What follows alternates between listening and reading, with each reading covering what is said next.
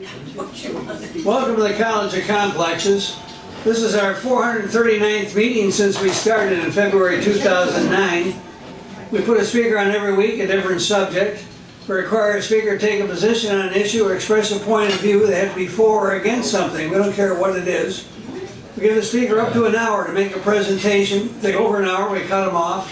If anybody interrupts the speaker, we remind the interrupter. We listen only one fool at a time. That's one of our rules. And we have questions and answers from the audience of the speaker, not speeches.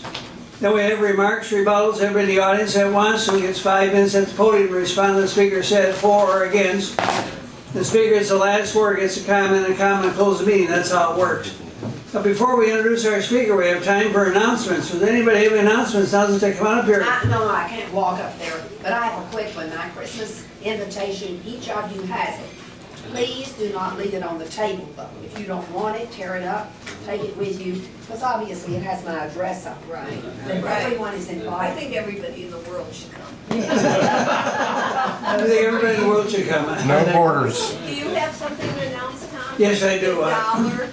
Well, we're going to have to raise the price next year, so it'll be $4 instead of $3. It's, Try not to shake. we've been losing money, so What is it? it's supposed to be a break-even basis, so Right. we're going to go to 4 and see if that works. We'll try that next year, so How about just, 10? how about, no, 4 might do it. Anyway, I it would might do it, we'll five. see. I would do 5. You would do 5? Well, four, we'll try 4. Maybe I've got that forum, that forum is $5. I know. Try 4 for a quarter. Look at it. 4, let's try. We'll try 4. Yeah, try 4. Yeah, give it a chance. Yeah, right. Let's just try 4. We'll try 4. See if that does it. Anyway, if we get a good crowd, we'll be all right. But if we don't get a good crowd, then we'll be in trouble again. Anyway, any other announcements? Now's the time to come on up Last here. week and I left with 0. Well, Philosopher's Forum is going to have a talk on the 11th about Vedanta and the ancient philosophy of India by Bill Bernstein. So he's going to talk about money and ancient concepts that Hindus believed and all that kind of stuff. So if you're interested, come on out. It's going to be El Phoenix at Skillman and Odelia. We start at 7:30. And if you get there at 6, you can eat dinner and have some scintillating conversation with other philosophy-minded people.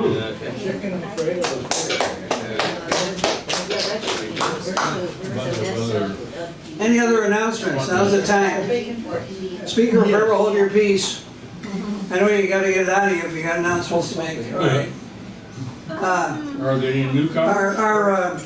Oh, why don't you take people's emails, because there might be emails. I'll get that. And anyway, there's a, next week is The Cult of Saints and Relics, Medieval Martyrs and Miracles. It's Dr. Paul Benson. He has spoken here the last several years. The last meeting of the year, he's pretty good at that, so that'll be good. And that should be, it's on your itinerary, I'm not going to read all this. In January, we have January 5th, Dr. Chris Bolt. I'm looking seriously at life extension. And you mentioned we are missing one Saturday here. We're missing. Yeah, well, he's missing a tape on one Saturday. No, I'm talking about the Christmas. Oh yeah, we missed 2 Saturdays, December 22nd and 29th. There'll be no meetings because it's Christmas and New Year's. So, What about the videos somebody asked about? oh, the videos, well, I talked to John about it. He's working on it, so we'll get to it. On January 5th, I got that, life extensions. On January 12th, Find Common Ground or Hate Will Destroy Our Democracy. That's Kelvin Brulette, that's on there. Not on there is, I got another speaker, Dr. Stephen Butler. He's going to talk about secular humanism, the best alternative to religion. That's on January 26th. So that'll be quite a stimulating. We love to take aim at them. Yes. Take aim. Yes. You're going to come. Hi. There's John. There's Kelvin. I just mentioned your name. He'll be our speaker in January. Oh, very good.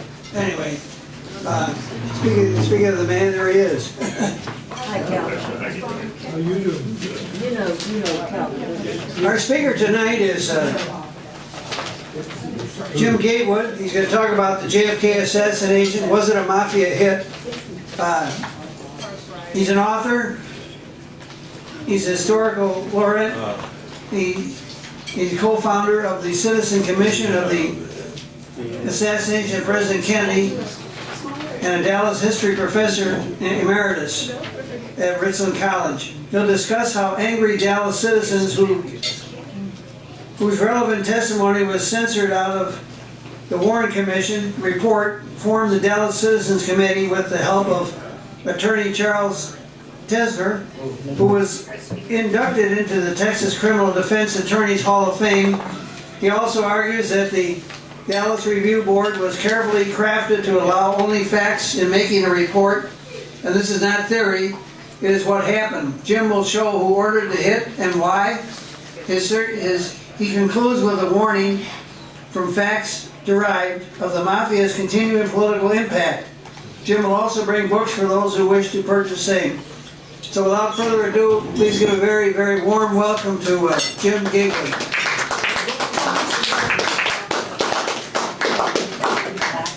Thank you. You will soon know who ordered the hit on President Kennedy and why it was ordered. It's all historical now, it's all fact. None of this is theory that I'm about to tell you. Now let's go back to 1931. In 1931, Big Al Capone was head of the Chicago Mafia. But he went to jail for income tax evasion. So his number one hitman, a fellow by the name of Sam Giancana. Now Sam had personally killed 52 people. And at the next syndicate meeting, Sam Giancana boldly took Al Capone's seat. He reached into his belt, took out a .45 automatic, chambered around, laid it down in front of him, and said, "I'm taking Al's seat. Does anybody object?" Nobody objected. So Sam Giancana is running the Chicago Mafia. Now that same year, 1931, Joe Kennedy, head of the Irish Mafia, repeat, Joe Kennedy, and head of the Irish Mafia, was bringing his booze into the United States across the Great Lakes, and they're landing in Detroit. Now, anytime you were in any mischief in Detroit that was illegal, you better get permission from the Purple Gang. Now, if you made arrangements with the Purple Gang, you'd get police protection, and you'd also get a guarantee that no other gangs are going to muscle in on you. Joe Kennedy thought he was big enough, smart enough, and tough enough that he didn't have to negotiate with any Purple Gang in Detroit. And his booze kept coming in across the Great Lakes. His trucks were picking it up and carrying it through the city.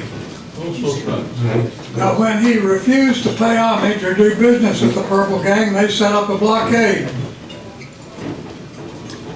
Kennedy's folks had machine guns and they killed 2 of the Purple Gang. As a result of this, a contract was put out on Joe Kennedy's life. Joe Kennedy took the contract very seriously, and he went to Sam Giancana, head of the Italian Mafia. Said, "Sam, you got to help me out. You got to get me off the hook." Sam Giancana didn't like Joe Kennedy because he was Irish. And the Irish and the Italian had been fighting each other ever since they got off the boat. Yeah. When I talked to them, they say, "Sure, we kill a few of them, we kill a few of us."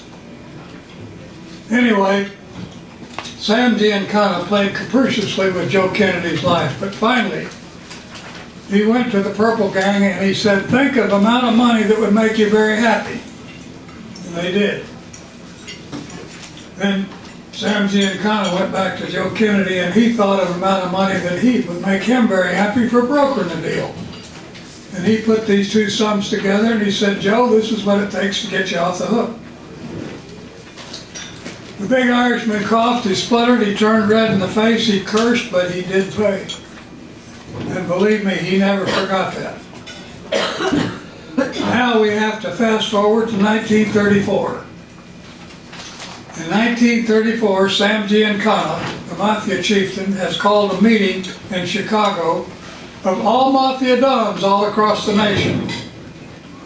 The reason for this meeting is the Mafia dons will explain to the rest of the group what the opportunities are in his town for the Mafia. Now, our Mafia don, Joe Savello, and incidentally, if you ever did business with the Centennial liquor stores, you're doing business with Papa Joe's company. Joe Savello, our Mafia don in Chicago, stands before the group and he says, Dallas is like a ripe hanging tomato. She did $18 million in gambling and prostitution last year. Now in 1934, you could buy a new Ford automobile for $470. You could buy a pint of milk for 2 cents.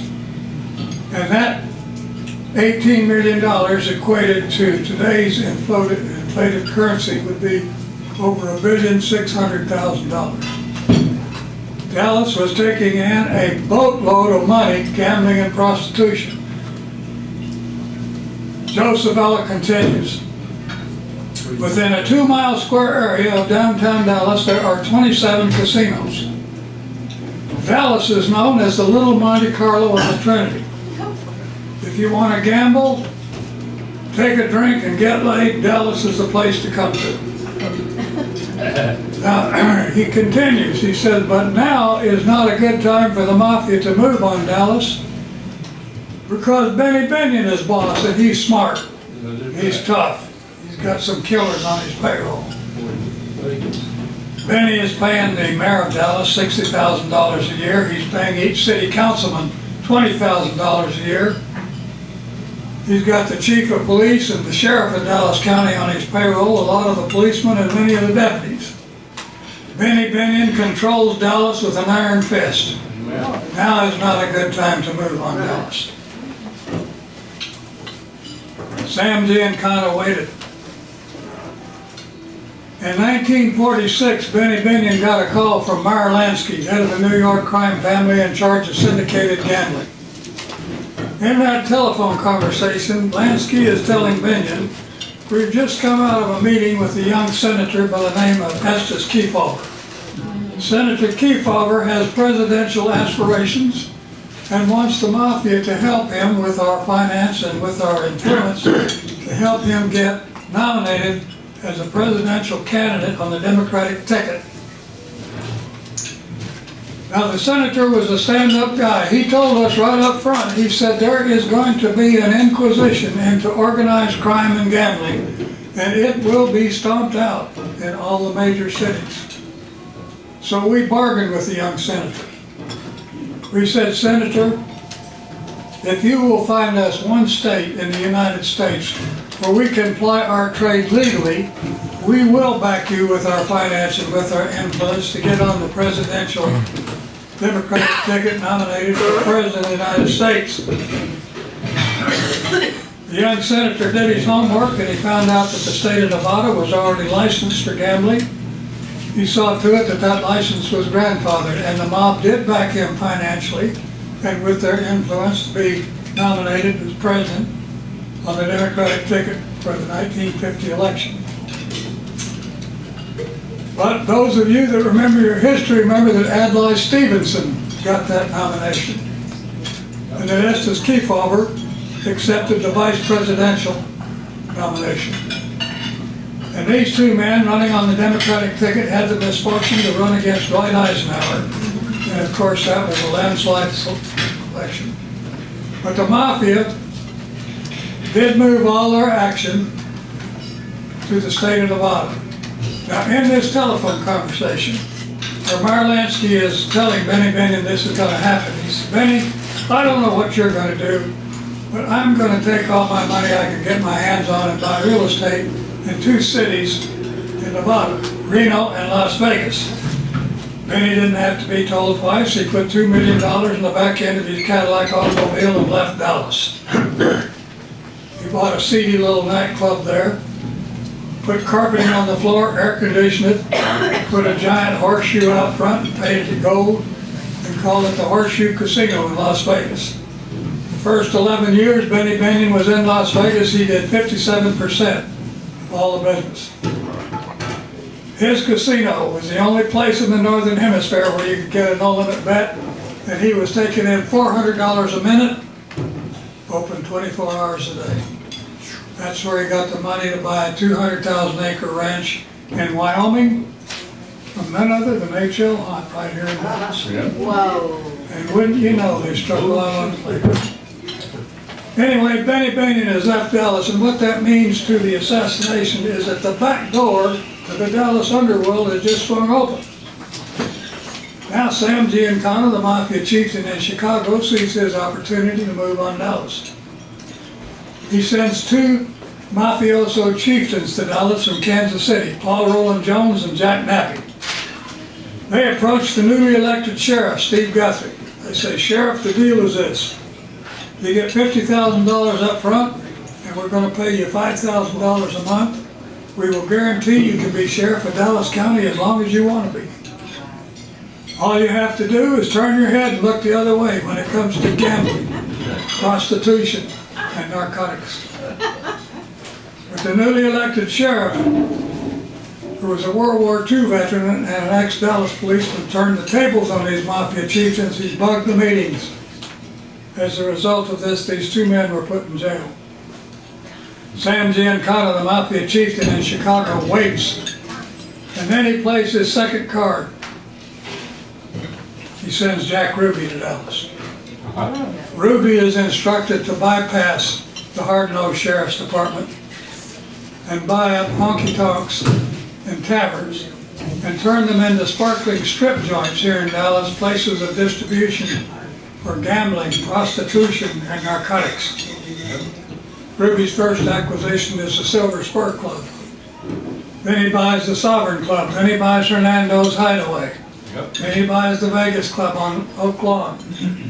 Then he buys Bob Welk's Ranch House, a downtown Dallas honky-tonk. Finally, he buys the Carousel Club across the street from the prestigious Adolphus Hotel. And like rising water coming out of the Trinity River, the Mafia does inundate Dallas. Their business is so good they build their own bank. The Merchant State Bank on Ross Avenue was built with Mafia money. All the boards of directors were Mafia dons. The two largest depositors were Joe Sabella and Sam Campisi. Now, we fast forward now to 1959, and Sam Giancana, the Mafia chieftain, is called to a meeting at the Ambassador East Hotel in Chicago. Present at that meeting are Joe Kennedy, head of the Irish Mafia, and his son Jack Kennedy, who's running for president in 1960 against Richard Nixon. After a few drinks and cordialities, Joe Kennedy gets down to business.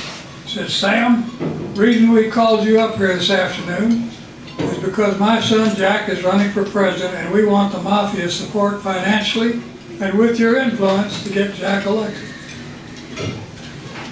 Sam Giancana stands, he's angry, and he's about to bolt the meeting, and he shouts at Joe Kennedy, "We're not about to back your son Jack. His younger brother Bobby is head of the McClellan crime-busting committee, and he's trying to put our people in jail. Why in the world should we back the Kennedys?" And he's about to bolt the room. Mayor Daley puts his hand on Sam Giancana's shoulder and says, "Sam, wait. Joe has more to tell you." And then Joe Kennedy made Sam Giancana a deal he could not refuse. He said, "Sam, you help my son Jack get elected president of the United States, and Jack will tell the FBI to look the other way when it comes to the Teamsters, Las Vegas, and narcotics." Sam Giancana could see a lot of money doors swinging open, and the covenant was entered into. In fact, Sam Giancana gave $2 million of his own money personally to the Kennedy campaign. It was a very close election. Those of you that remember the 1960 election remember that without a stuffed ballot box up there in Duval County, in Cook County, and another stuffed ballot box down here in Texas in Duval County, Kennedy wouldn't have got elected. But he did.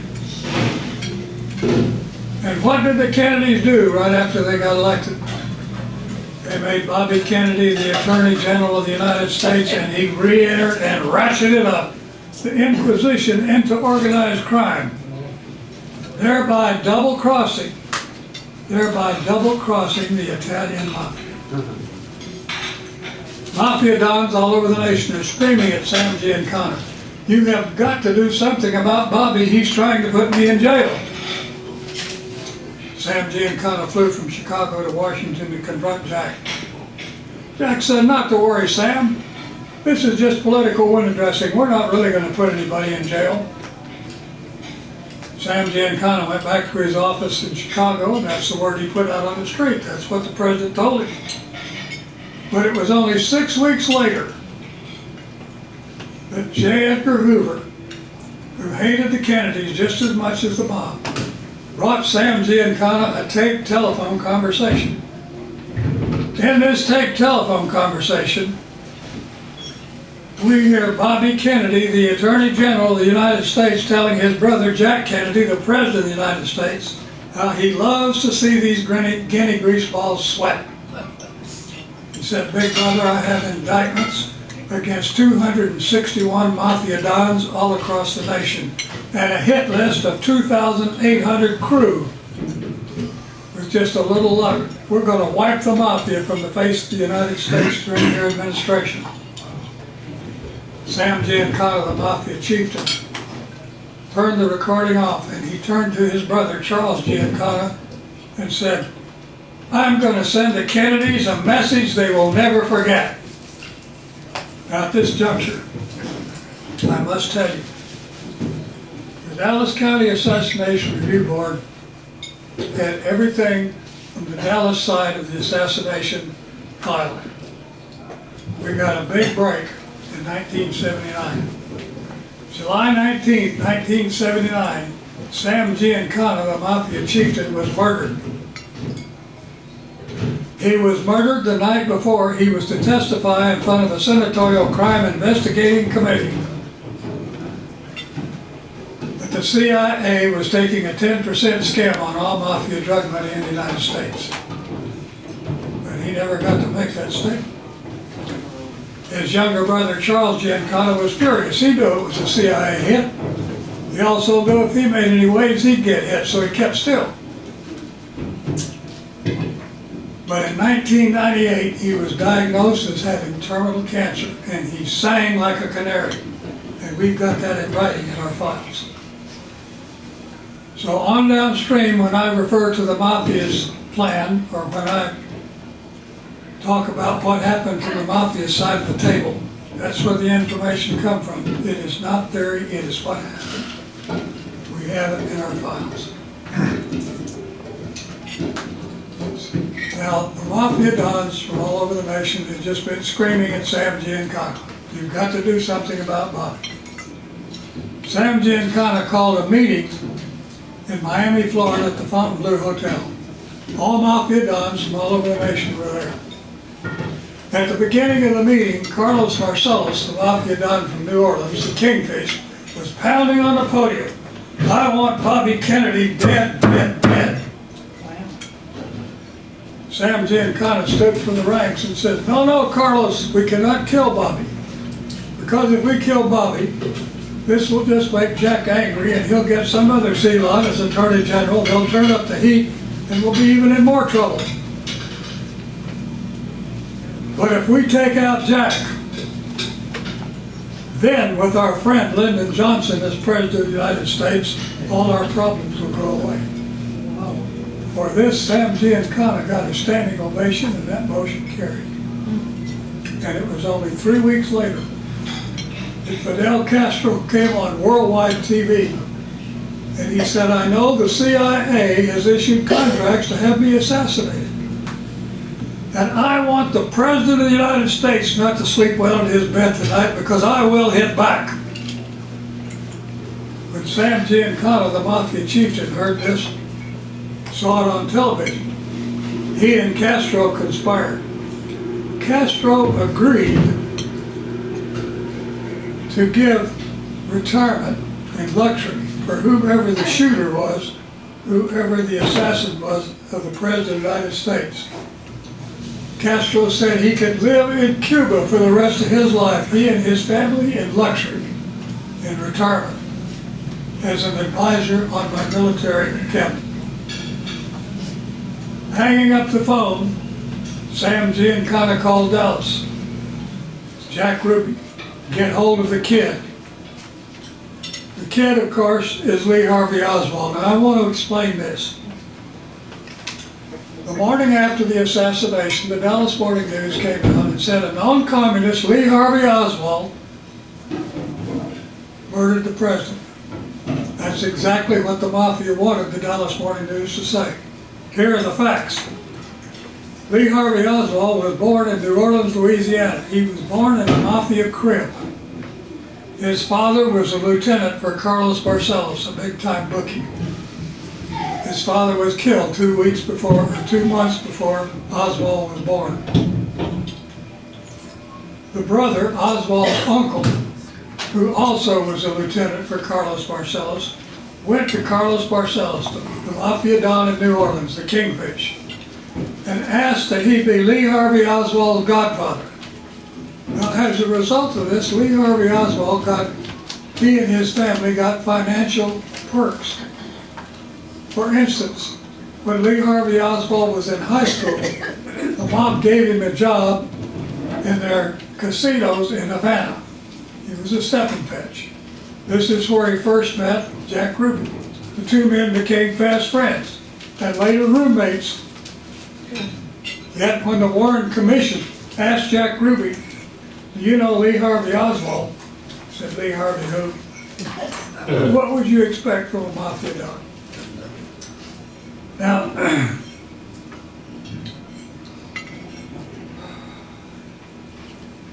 I'm going to take you now to the 6th floor of the school book depository.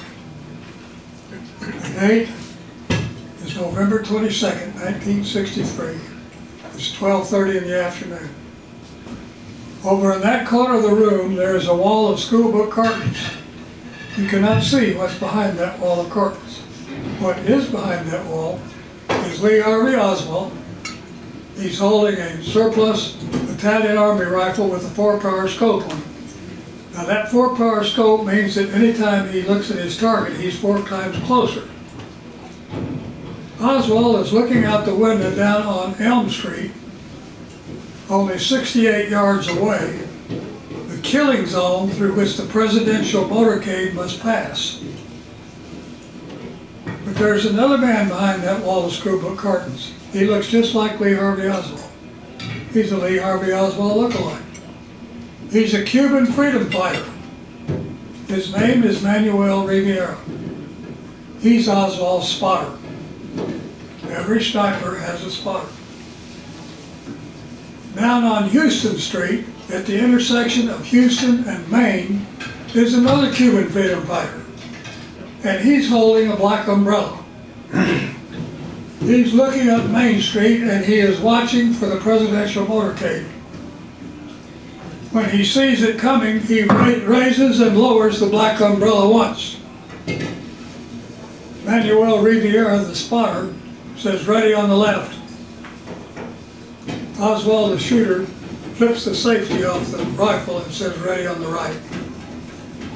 The motorcade proceeds down Main Street and makes a right-hand turn onto Houston. When the second limousine with the president in it passes the Cuban fighter with the black umbrella, he raises and lowers it twice. Manuel Rivera, the spotter, says mark the second car. Lee Harvey Oswald, the shooter, says the target is in the second car. The motorcade turns left onto Elm Street, slowing to 8 miles an hour, and comes into the killing zone. Oswald fires the first shot. Keep track of these bullets. A great deal of research and money has been spent so that I can make this statement correctly. first bullet comes down at a 38-degree angle, striking the president high in the back, exiting his throat. Small exit wound. There is conjecture. Because it is a small exit wound, there are those that think that the president was shot from the front. They're thinking about our sporting ammunition, which expands when it hits. But this is a full metal armor-piercing bullet that does not expand. It comes right straight through. It passes on into Governor Conley and winds up spent in his sleeve, later to come out on a gurney at Parkland Hospital. The driver of the limousine, Frank McGee, turns and looks over his shoulder. He sees the president holding his throat. His foot touches the brake. You can see the brake light come on and the Zapruder fell. The limousine is almost stationary when Oswald fires that second deadly headshot. The bullet comes down at the same 38-degree angle, striking the president high on the right-hand side of the head. We see him go forward, then back, and over to the left. Because he went back, there's supposition he was shot from the front, but that's not the case. You see, the president is suffering from spinal stenosis. Had he lived long enough, he would have been a hunchback. He's in a brace to keep him up straight. He can move like this, but he cannot go forward or back because the brace is holding him upright. So when the bullet strikes him, at first he goes forward, but then it pushes him back.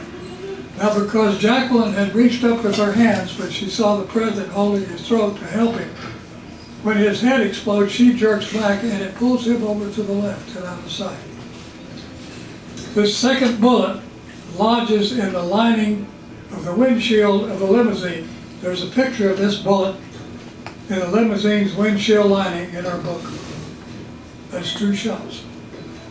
Oswald works the bullet for the third shot. But what's he going to shoot at? The governor's out of sight. The president's out of sight. But there's Jacqueline scrambling out over the back of the limousine. Oswald is going to kill Jacqueline with that third shot. You see, this is the Mafia's way. You kill the man, the wife, all the children in the house, and you burn the house. Fortunately for Jacqueline, there is a second gunman. The second gunman is the Dallas County Deputy Sheriff. His name is Harry Weatherford. Sheriff Bill Decker put the best shot in the Dallas County Sheriff's Department on top of the county records building, which is only 98 yards from the school book depository. Officer Weatherford, when the first shot was fired, saw the pigeons fly up off the top of the school book depository, but he had no target. When that second deadly headshot was fired, he saw the muzzle flash in the 6th floor window. But he is almost directly behind Oswald. He can't get Oswald in his sights. But he can see just the tip of Oswald's rifle sticking out the 6th floor window. So he does the only thing he can do. He fires at that rifle. Fortunately for Jacqueline, Oswald's finger had just tightened on the trigger. He had Jacqueline in the crosshairs, but when Weatherford's 30-06, 150-grain bullet traveling at nearly 2,000 miles an hour impacted that building right in front of Oswald, he flinched back. As a result, his third shot went high, completely missing the motorcade, hitting the curb on the south side of Elm Street. I hope I live long enough to see that Officer Weatherford gets some sort of commendation because he saved Jacqueline Kennedy's life. Now Oswald, first, there is testimony in the Warren Commission about that shot. There was a bystander down on Elm Street, Howard Roach. He was standing, and his statement, and they flew him to the Warren Commission to make this statement. I was standing on the curb. I heard the bullet splat the concrete beside me on the curb. A piece of concrete cut my cheek, and I heard the bullet ricochet on into the steel girders of the triple underpass. That was Oswald's third shot. There were 3 men on the 5th floor who had the windows open. They flew them to the Warren Commission to make this testimony.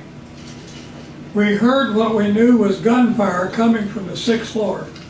But on the 3rd shot, and bear in mind that Oswald and Officer Weatherford fired simultaneously, and fortunately Officer Weatherford's bullet was just a micromillisecond ahead of Oswald's.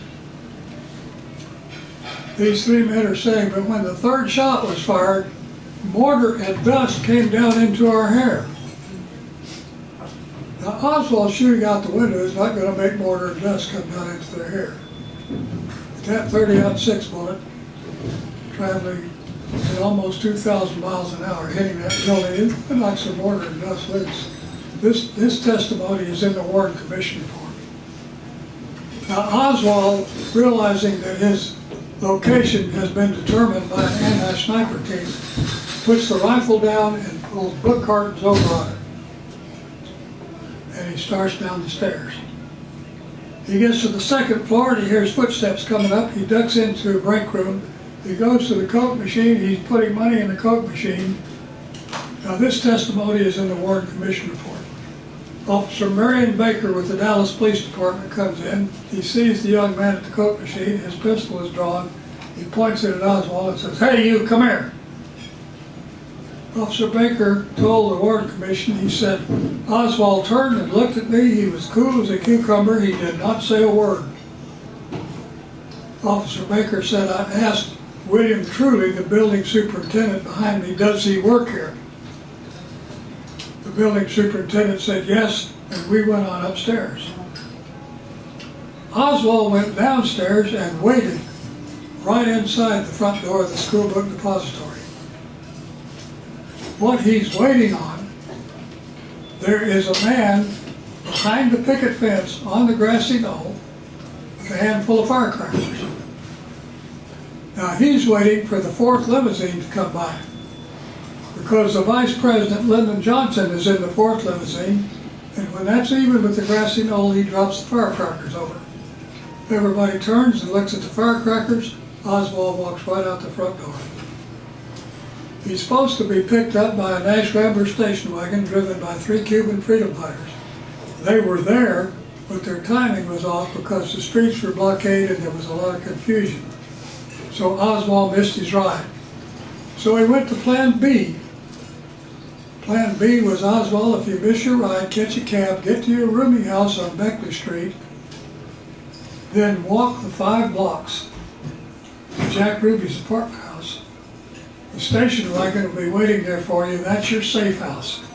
And your $1 million will be in the station wagon. Now the plan was for the station wagon to pick him up at the shooting killing zone and whisk him right out Central Expressway. It was only 7 miles with no stoplights between them and what was the Highland Park Airport. Now I have a picture of the Highland Park Airport in the book. It's not there anymore. Ola Pedrita was there for a while, and I don't know what's there now. But anyway, the station wagon was supposed to take him to the Highland Park Airport. Speaking at a Rotary Club, a fellow by the name of Jack Cook came to me after the meeting, and he said, "Mr. Gatewood," he said, "I was a manager of the Highland Park Airport, and the day after the assassination, that afternoon, 2 men came by dressed in black, wearing black fedoras. They showed me Secret Service identification and asked to see our flight plans. They found what they were looking for. There was a twin-engine Piper Apache aircraft. The pilot was David Fieri.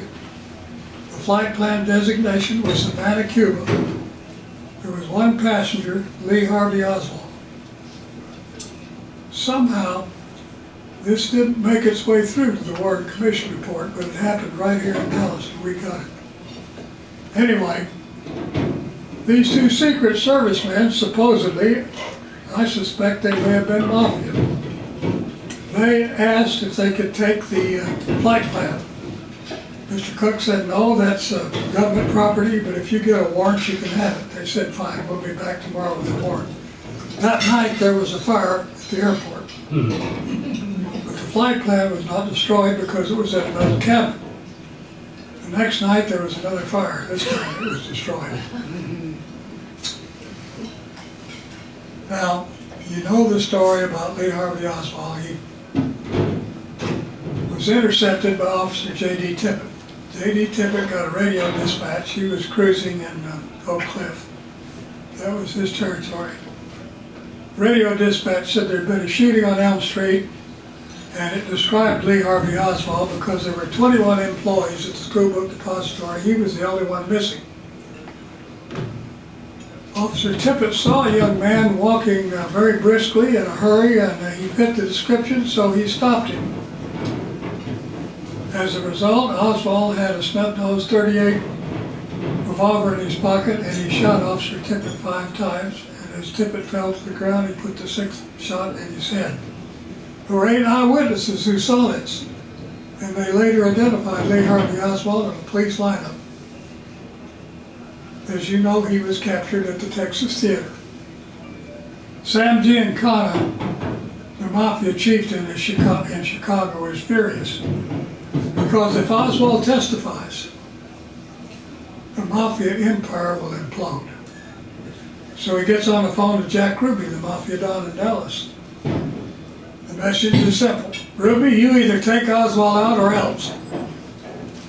Or else on a botched Mafia job means they put you on a meat hook, they leave you there for 3 days, they torture you and kill you slowly with cattle prods, blow torches, and pliers.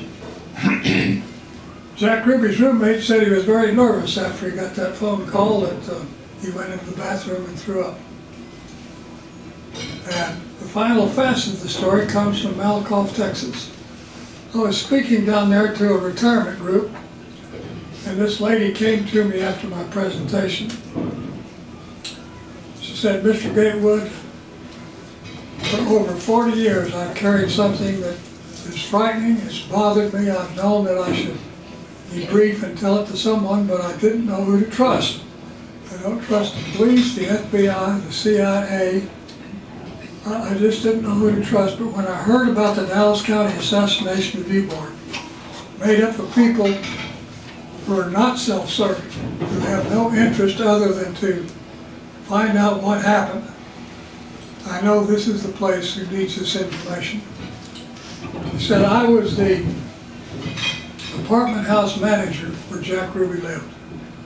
That Sunday morning, he came by and tapped on our window about 9:30 in the morning and waved. He said Jack was a friendly sort of guy. Irma Smith said I got up and followed him and called to him because he was behind in his rent.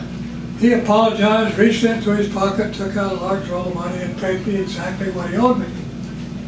Irma Smith said, I asked him if he wanted a receipt, and he said no, but you be sure and watch TV. My family and I were horrified when a little over an hour later, we saw our tenant, Jack Ruby, murder Lee Harvey Oswald right there on worldwide TV. Irma Smith said, I jumped up and told my family, we're leaving immediately. We want to leave before the newspaper and the police get here because anybody who has any information or knows anything about the assassination is getting killed. Throw whatever you need into the car. We're leaving now. They started throwing their stuff into the car, but they didn't make it. A big black limousine, and these are her words, a big black limousine pulls up. 2 men get out, dressed in black, wearing black fedoras. They show Secret Service identification. They asked to see Jack Ruby's room. Irma Smith said, I was so nervous I could hardly get my key in the lock to Jack's room, and when I opened the door I was surprised because there was 2 huge German Shepherd dogs in there snarling and snapping and barking. She said the Secret Service men maced the dogs and got them out into the yard. They found money in Jack's chandelier. They went into his bedroom and came out with 2 large suitcases, put them onto the van, opened them up, and they were full of packages of $100 bills, new $100 bills. That's Oswald's $1 billion for hitting the president. She said the Secret Service men showed me a warrant and told me to leave. I rushed back to the car, and as I was getting in the car to shut the door, Alice Frazier, the apartment house manager, came up. I warned her, I said, Alice, and the Secret Service or the newspapers or the police or anybody gets there, said, don't even acknowledge that Jack Ruby lived there, it's dangerous. Alice Frazier did not heed the warning. The next morning they found her behind her apartment, her throat had been cut from ear to ear. The two newspaper men who interviewed her, one was found dead in his apartment, gunshot wound to the head. The other one was found dead in his apartment, his neck had been broken. Now in the back of the book there's a list of 26 people who were murdered. They didn't die accidentally in car wrecks or heart attack. 26 people who were murdered who had information or knowledge about the assassination of Kennedy. Alice Frazier's name's in there, and the two Dallas newspaper reporters' names are in there. Now, in conclusion, if you don't remember anything else that I tell you about the assassination, remember this. The murder of John F. Kennedy on the streets of Dallas was nothing more or less than the culmination of gang warfare. The Italian Mafia versus the Irish Mafia. And the Irish Mafia underestimated the Italians. Now there's three political parties in the United States today. Democrats, the Republicans, and the Mafia. And the Mafia doesn't care who wins. They give money to both parties. Now this is still the greatest place in the world today. We have a disease and perhaps one of these days we can get rid of it. I want to thank you so much for having me. Does anybody have a question?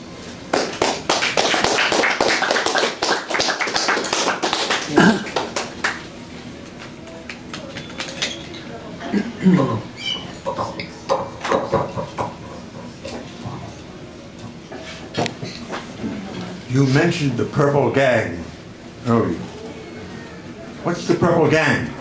It's a Jewish gang in Detroit. In Detroit. I have a rather silly question, but I've lived here all my life. Margaret, can you talk into the mic there? I thought I was. No, it's very up close. Okay, it's a rather silly question. I've lived here all my life, but people are constantly equating Campese's Egyptian restaurant with being connected with the Mafia, these various Campese family members. How much truth is there to that? There was a senatorial crime investigating report that was in Sheriff Bill Decker's office that I went to my attorney and showed it to him, and I said, I'd like to publish this in a book, and he said, don't do it. But I did anyway. And in the back of the book, you will find a list of all the Dallas Mafia families, and the Campeses are in there.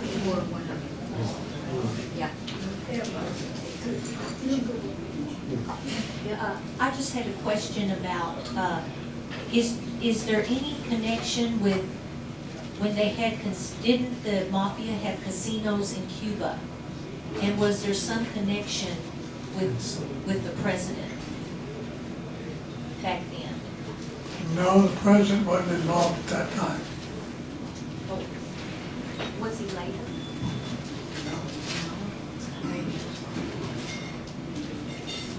Yes. I've talked to you extensively about this over the phone, and I have your books and everything. I've read it too. My question is, did Johnson and the others meet? I've read that there were several people, including Johnson, who met at the Murchison house the night before. That's a very good question. The information that I have is that Madeline Brown, who was Lyndon Johnson's mistress, in her book, Texas in the Morning, she describes that meeting that you're asking about. And she names the people who were there. But in a more recent book, that's denied. So this is something that we couldn't nail as a fact, so we didn't put it in the book. Second book, I've read on YouTube that Helen, what was her name? A reporter, she died, she was 94, she died here. Helen Thomas? Thomas, yeah. She said that too, that did happen. And I've read Texas in the Morning, and Texas looks at London as well. Do you think he knew about it? Johnson had any knowledge about what was going on? Yes, sir, he knew all about it. His sin was a sin of omission. He could have stopped it. He could have stopped it. Could have stopped the assassination. Okay.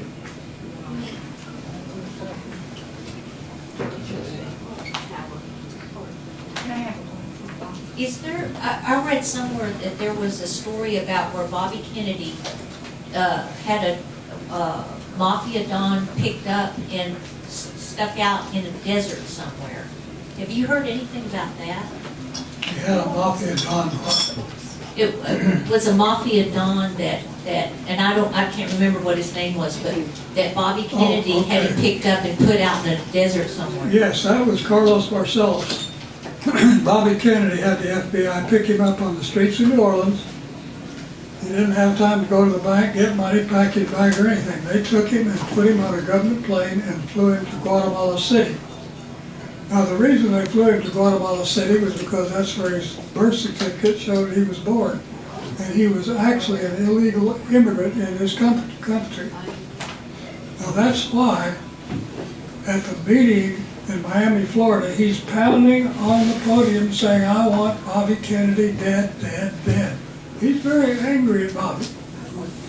And it was David Fieri, the Mafia pilot, that flew down and picked him up and brought him back in the United States illegally. It was the same pilot that was on the flight plan that I told you about at the White Rock Airport.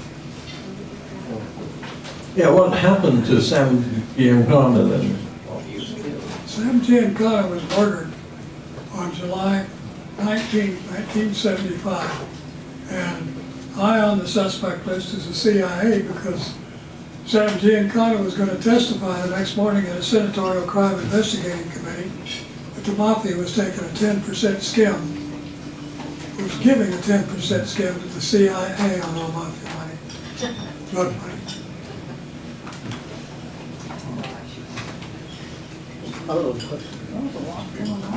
Yeah, is there any connection between Sirhan Sirhan, who shot Bobby, with the Mafia? Well, that's an entirely different case. We didn't go there. You didn't touch it.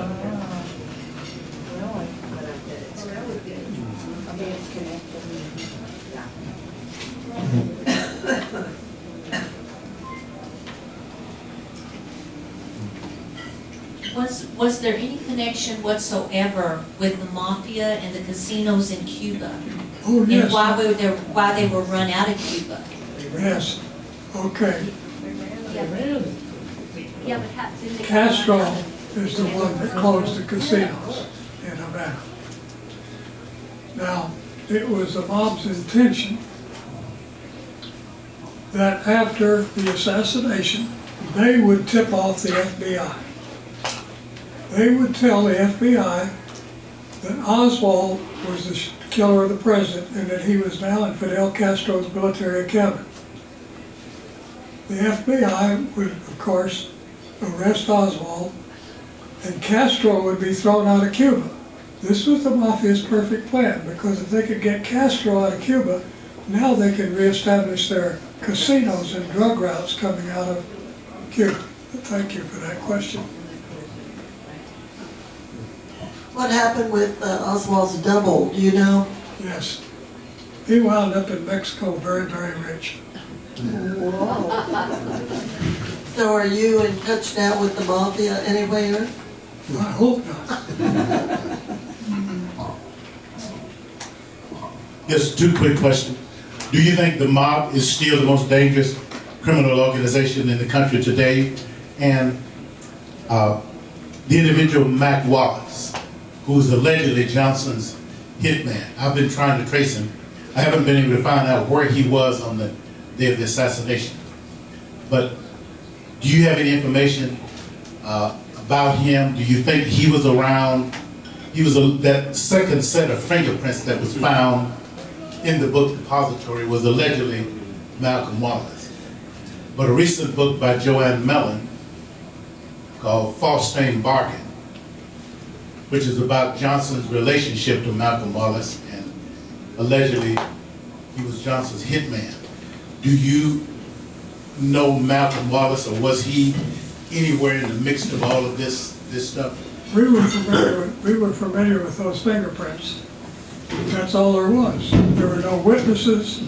There just was no way. We only dealt with what we could actually prove. And then we're familiar with the fact that the fingerprints are there, but that could have been put on at the loading dock or somewhere else. Or even planted.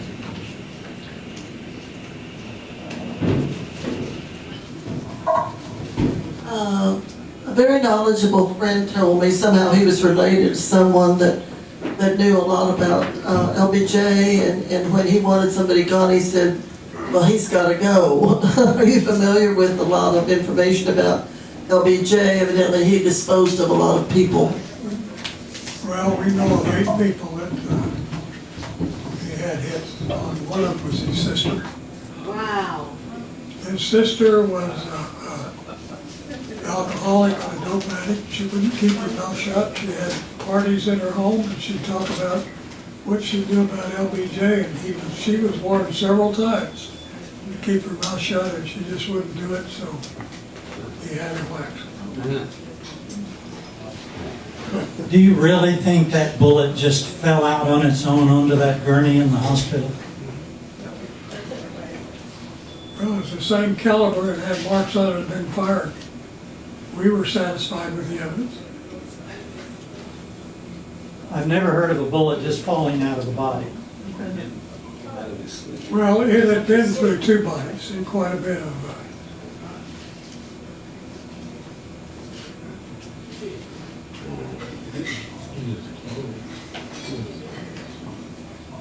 Well, we was kind of getting off on a little tangent there, so I want to get off on this one. Do you think that Marilyn Monroe was murdered?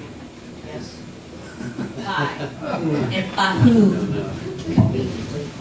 Well, the mob wanted to make Marilyn Monroe's murder look like Bobby Kennedy did it, because he had just left her apartment. They came in and they killed her with suppositories.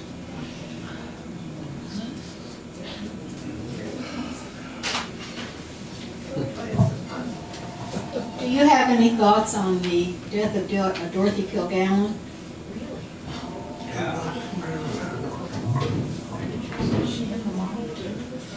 Oh, my God.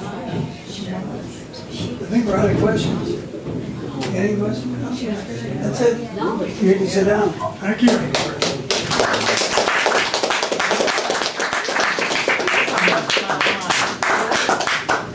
Now it's your turn to talk. So anybody that wants to get up here and say anything, either for or against what the speaker had to say, now's your chance. You got 5 minutes. Well, I'll try to keep this short. You better.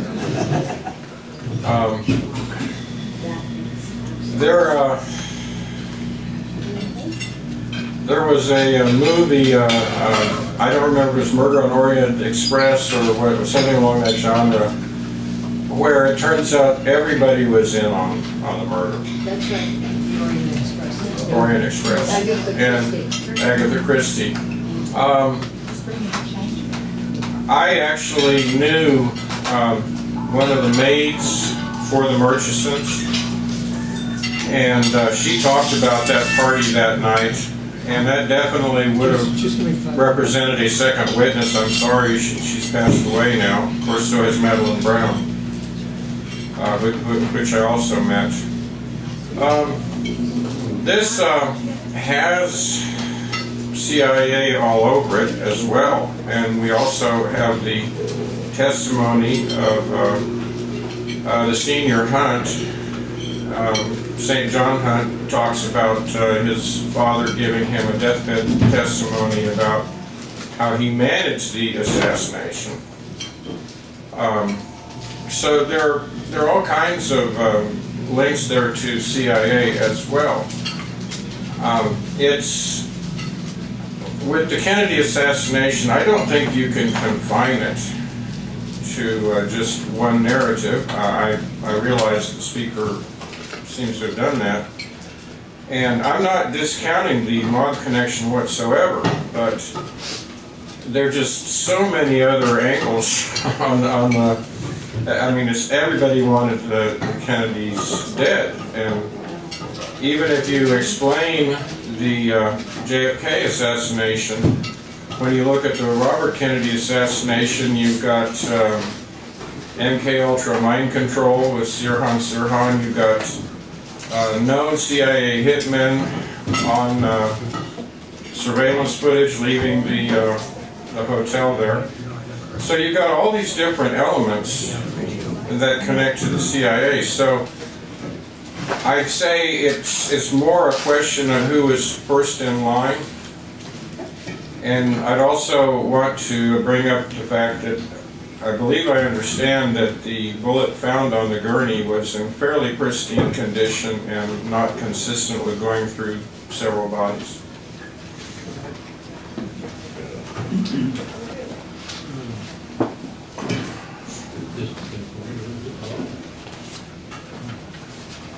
That's what I had heard about that bullet too, or read about it. In the 70s, Geraldo Rivera had a program called Good Night America. And he announced that he was going to have 2 nights running of forensic scientists analyzing the Kennedy assassination and the Zapruder film and so forth. I was sitting watching that with a friend, and you're seeing the car come along in the Zapruder film, and the first thing that I noticed was that right behind Kennedy's head, like at the bottom of the chin area, there was this little cone-shaped gray mist about so long that appeared right behind him and then blew away in the wind like that. And it was at a slight angle up. It was the spray from the bullet going through him that was the first bullet to hit him. I am totally convinced of that. I bolted out of my chair and I said to my friend, "Did you see that? That first bullet came from in front of him. It was going up. It had to come from the drain opening in the gutter and the curb." And she didn't see it. They played it again that night. She did see it. I called people all over town, told them to watch it the next night. The next night, the mist was erased from the film. Okay, so years later, I was telling this to a client. I was helping him down at the courthouse. And we went out to lunch afterwards, and we drove down that Elm Street. And I told him about this, and I said, "Now, here's the first drain, and now the second one was in the perfect position, and there is no second drain." I parked the car, we got out and went down there. When they concreted in the drain opening, they made that concrete look like decades old concrete. And where the manhole cover had been, they put a lamppost. And some years later, I played soccer in a men's league here, and there was one fellow player who was on the Dallas Police Department for years, a sergeant on the tac squad. And he and I were simmering in his hot tub after the game, and I told him this, and he said, "Well, they told us that they removed that drain opening to quell speculation that a shot might have come from there." BS in capital letters. Total BS. The city of Dallas is up to its ears just like every other part of the government in covering this thing up. Now, let's look at the pictures of Kennedy. When you first saw pictures of him, he had a huge hole in the back of his skull that had blown out skull bone. Later, there was a pristine single hole that went back there. That was a doctored or a picture of somebody else's head. In any event, my brother was killed with a 25-20 hollow point bullet that entered the back of his head and came out here in the forehead and took out about 3 inches diameter of skull. You cannot ever tell me, and I have heard this from experts in the subject, that the bullet going in from the back of his head would do that kind of damage to it. That's a lie. They know better than that. The bullet that blew out the back of his head came from in front of him.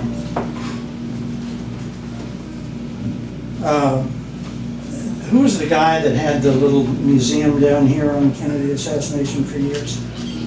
I forget his name. He one time was talking about this, and he said that from the sound evidence of recordings at the time that there was a minimum of 5 shots and maybe as many as 7. Also, the driver door of Kennedy's car had a bullet hole in it. They removed that driver door. They removed the chrome strip at the top of the windshield that had a bullet hole in it. And he had been able to get in and see that. In World War II, we first invaded Italy from Sicily.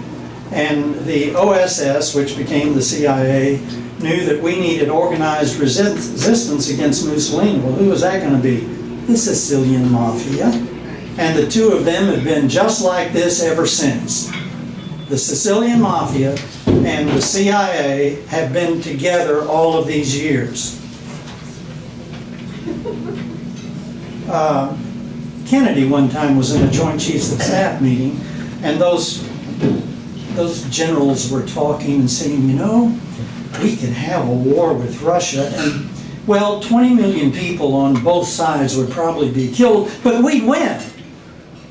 Kennedy got up and walked out of that meeting and looked back at them before he slammed the door, and he said, you men are insane.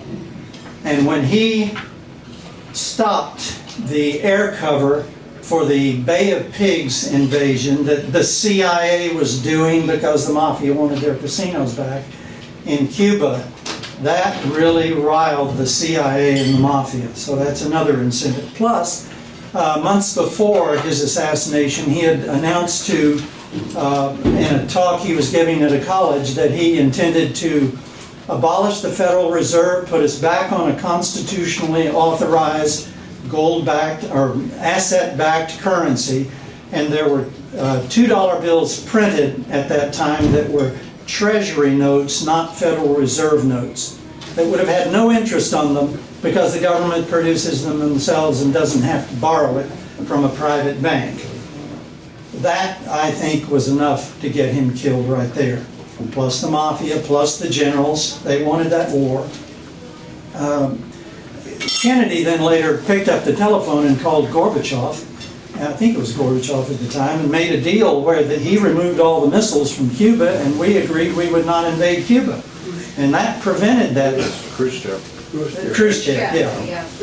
And that prevented going into World War II that the generals wanted. Three. Now, this world is run by people who hold themselves out as being loyal Anglicans or loyal Baptists or loyal Jews or loyal Catholics. But the rulers of this world at the top levels are secretly and fervently Satanists. And they have rituals that they must follow if they are to be absolved of any guilt in the things that they do, no matter how horrible. And one of those rituals is that they have to pre-announce everything they're going to do. But they're smart enough to do it in a codified way that we, the stupid, don't get it. Give an example. The film that came out on the book, The Manchurian Candidate, you know who the actors were? Janet Leigh and Lawrence Harvey. Lee, Harvey, well, there's a pre-announcement. When Frank Sinatra, who was in that film, realized that, he got so angry he bought the rights to that film and kept it off the market for something like 27 years. So we have the Mafia, we have the military, we have the Federal Reserve. We have so many different groups that I think not just one of them did it, I think they all did it. And I think that the city of Dallas was up to its ears. Henry Wade personally lied to me in a case when I was practicing law where my life was being threatened by the Narcotics Division of the Dallas Police Department because of a case that was exposing the fact that they were taking over heroin trade in Dallas County in 1974. I had that verified from an intelligence officer in the police department and from a friend who worked for a Mafia-owned nightclub, talked to his boss. Now, I talked to Henry Wade and wanted to get a polygraph done on this man. And I said he's going to pass it because they planted this on him. It was a possession of heroin charge. And Wade said, well, yes, I have this so-and-so, I forget the guy's name, who is I always send people to for a polygraph exam, but let's let the police department do it first. And I said, well, you know, he's going to fail that one. And he did. And I came back to Wade, and Wade said, I don't have any private polygraph expert, and don't you come to my office and talk to me about this case anymore. Anyway, a lot of people in this world are corrupt because we're so damn lazy. We want to turn all the power over to government and enjoy our lives. We're almost too comfortable in this country. We need to be working hard to keep an eye on all of our government. And personally, I think population expansion is a problem because who can go to the city council now? How many of you have been to the city council meetings on issues that matter to you? None of us. I've been to one of those. And they don't listen. So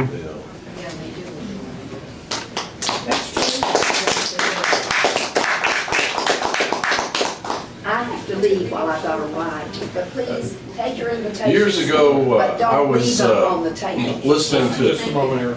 All right, thank you, Margaret. Years ago, I was listening to a talk radio station where they were discussing the Kennedy assassination, and one guy called in and said, I was there and I heard 7 shots.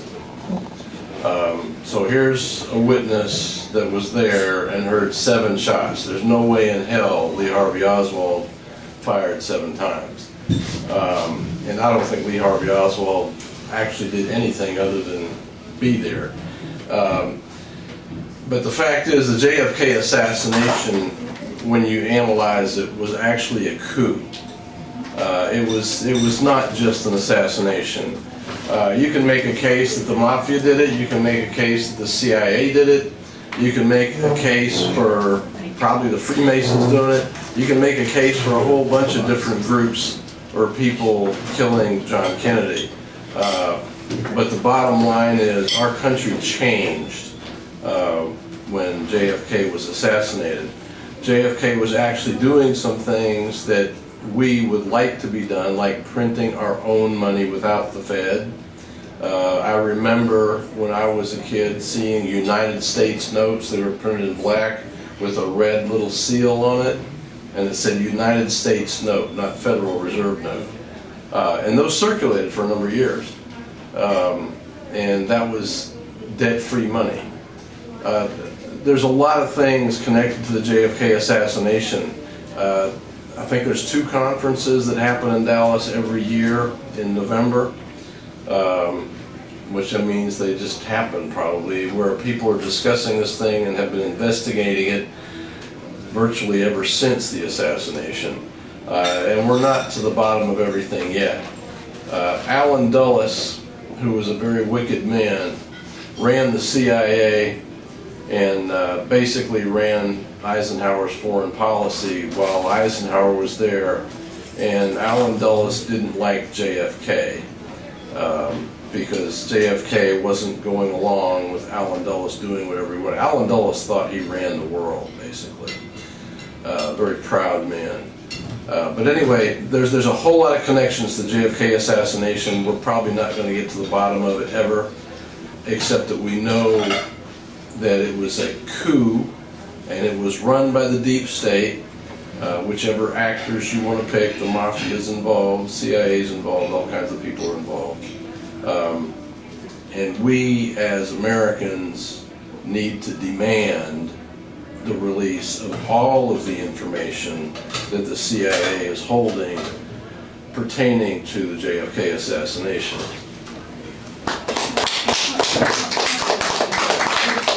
Are you going to go? I could go twice. Really quick.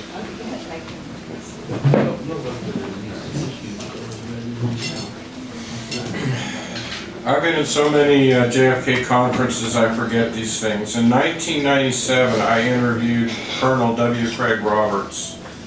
Craig Roberts was in Dallas for a police convention back in some year prior to that.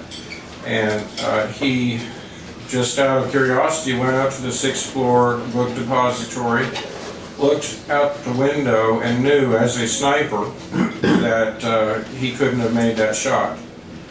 And he wrote a book called Kill Zone, A Sniper Looks at Dealey Plaza. And so I just wanted to add that into the mix. That I think not only Craig Roberts, but I believe even Carlos Hathcock, one of the most famous snipers of the Vietnam era, Also, several tried to do duplicate the timing of Oswald's supposed performance, and could not do it.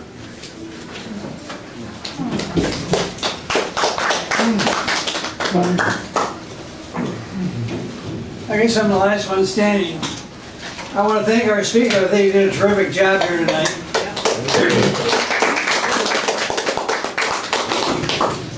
He brought up different things that I've heard different views of what happened to Jack Kennedy, who shot him, and so on. And of all the testimony I've heard over the years, Jim Gatewood gives the best one I've ever heard. So I just thought I'd pass that on to you. And Jim, you get the last word up here, so come on up here and you get to challenge, you get to comment on all those comments and close the meeting.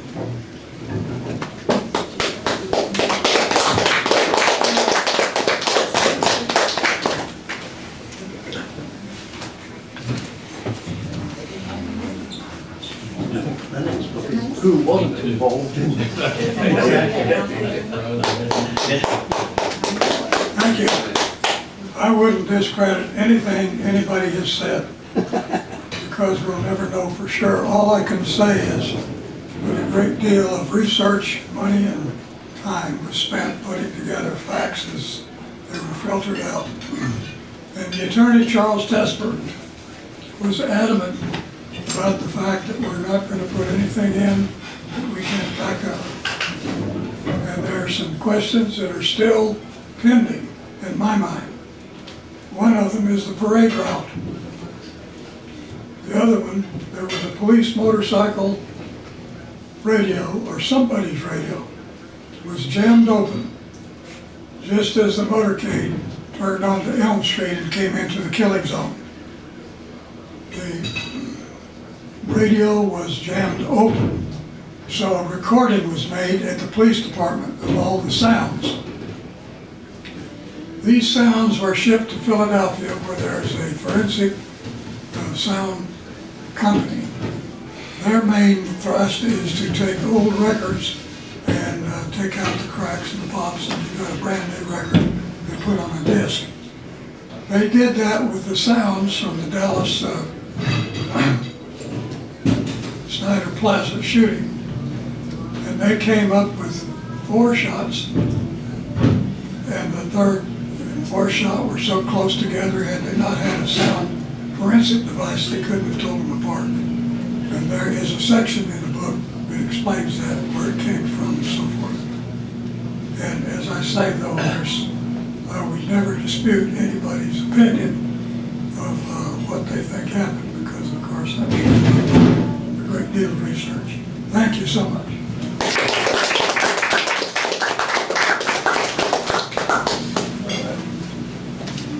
Well, that's it for tonight. They kick us out of here at 10:30. You get time to, our speaker has some books back there if you want to get them from him. And don't forget that. And see you all next week, hopefully.